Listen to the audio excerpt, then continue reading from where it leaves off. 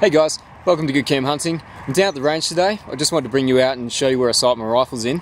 So to help me with that today, I've got my Lithgow Arms LA102 chambered in 223. And here it is. So let's just go ahead and clear that. Nothing in there.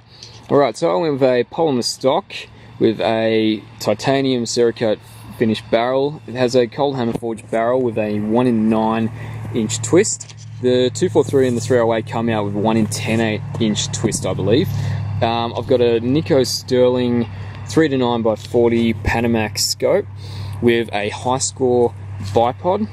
Now, I can honestly say, you know, this isn't a very expensive setup. Most of my budget went on the rifle itself. But all in all, I haven't had any issues with it. It shoots pretty true, and I'm happy with it. Now, it might be a bit hard to see. Let's see if we can zoom in.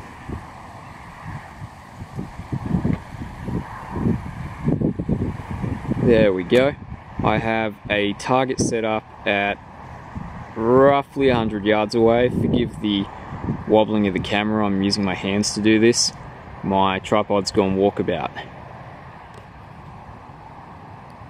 And since my tripod's gone walkabout, I'm going to have to rely on Wicket to step up and help hold the camera today. Do you think you're up for that, Wicket? Yeah, he doesn't say a lot, so we'll see how he goes. I'm only going to be shooting with 2 types of rounds today. I'm on a bit of a budget.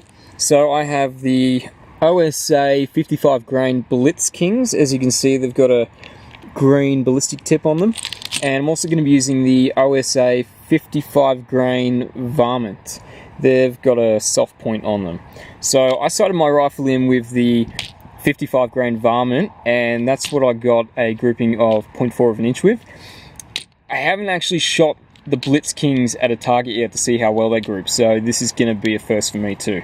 Shooting the 55 grain Varmint rounds first. Alright, let's see how we go.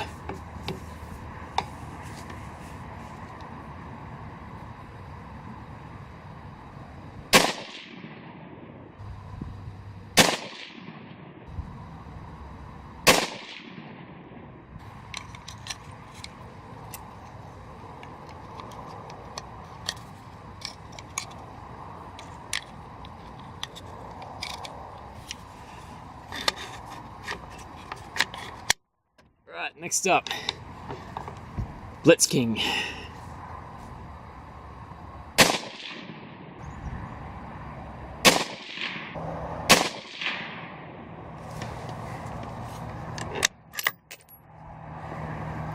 Alright, let's see how we did. I forgot to mention, I'm not a professional shooter by any means. I'm just a guy that enjoys shooting. So, let's see how I went. Here we have the group from the Varmint rounds. I've got to say, I'm actually really disappointed in myself. I can honestly say, guys, this is not the rounds, this is me. That's easy a 2-inch group.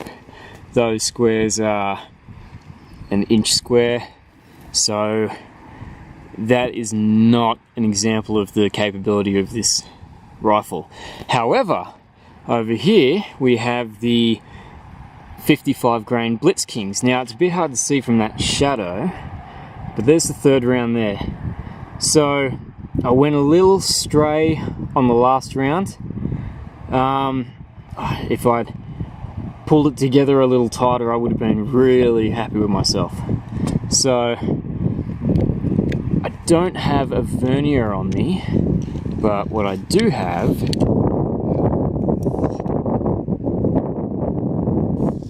is a tape. So it's going to be really hard to see, but that there, sorry, forgive me, that there would have been a nice grouping at 10 mil, so 0.4 of an inch. However, in reality, that there is, in reality, that there is more like 27 mil. So we're just over an inch there. but I'm still pretty happy with that. So you've now seen where I sight my rifle in.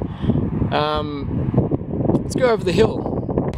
So while I'm on my way over the hill, I just wanted to tell you a bit about myself. I'm a husband to a beautiful wife, and I have two beautiful daughters, 1 and almost 2 months old. So I still, manage to find time to go shooting. I do a lot of shooting at night when the girls are in bed. I have a trade certificate in engineering in light fabrication. You'll probably see me making quite a few steel products to go with my shooting. I got into firearms about a year and a half ago when my brother-in-law first got his license, and I just gotta say, I really enjoy it. There's nothing else to it. I think it's important for everyone to know how to use a firearm, both responsibly and confidently. It's sort of like driving. Everyone needs to know how to drive a car. Everyone needs to know how to drive manual. But some of us just like to drive around in luxury and choose automatic. So here we are at the view. Forgive the bugs on the windscreen. We are going to be setting a gong up right there. That's about 400 yards away. Actually, tell a lie. It's about 400 meters away, which is a little over 400 yards. I'll have to check that and get back to you. Then, if we feel really ambitious, that group of trees... Was it that group of trees? No, sorry. That group of trees is 590 meters away. Now, the furthest I've shot and hit my target is... Oh wow, look at that. There's a fire over there. I wonder if I should call the fire brigade. I'm sure someone's done it. So the furthest I've shot and hit a target, well, the furthest I've tried to shoot and actually hit, was at 400 meters. So I'll tell you what, let's take it out to 500, or roughly 500, and let's see what we can get. See how good I am. The gong I'm shooting at today is 245 millimeters in diameter. It's a bit over 9 inches, and well, it's obviously not quite 10 inches. So in theory, if I've got a sub-MOA gun, I should be able to shoot it at 900 yards. I'm not going to be shooting at 900 yards today. I'm only going to be shooting at 500 yards. So in theory, if I have a 2 MOA gun, I should be able to hit it quite easily.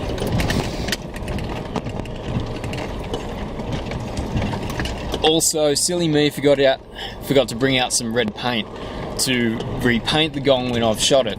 So I'm not going to be able to tell when I go down to pick it up whether I've actually hit it or not.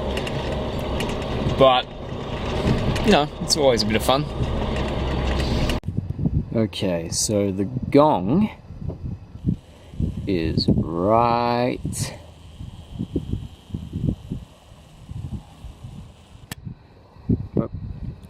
there. That is about 500 yards away. It's actually probably a little bit more, because like I said before, where we were shooting it was 400 meters away. So that's probably more like 500 meters away.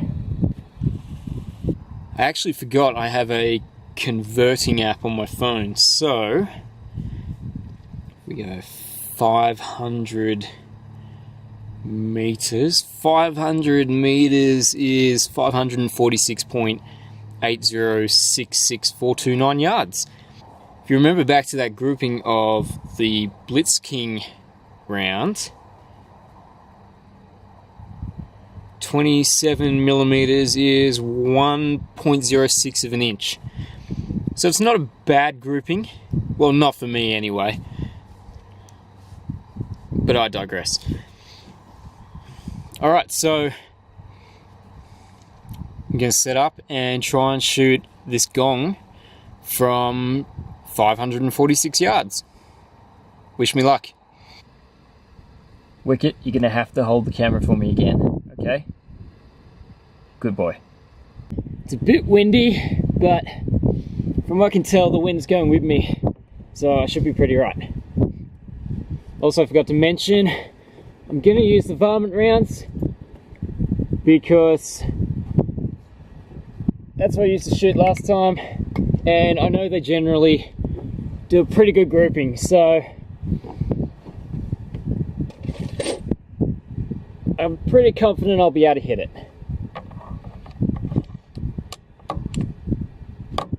Maybe not first try, but we'll see how I go. And we're live.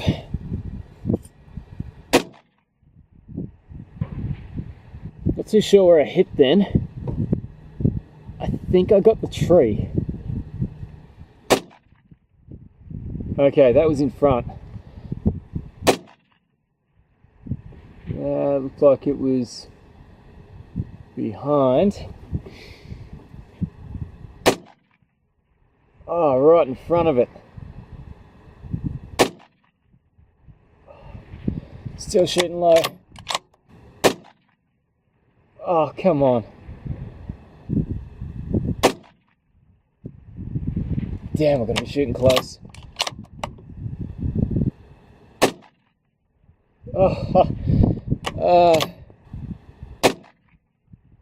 Hey, shooting low.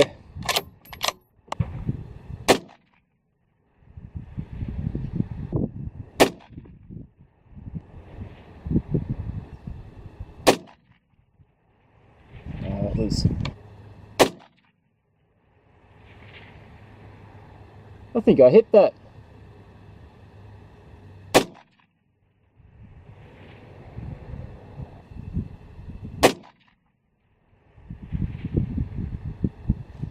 I didn't really intend on coming out here today to do a review, more just show you around, you know, what I like to do, come out, sight my rifles in, and improve on my long range shooting. But all in all, just a quick final word on the Lithgow LA102 in 223.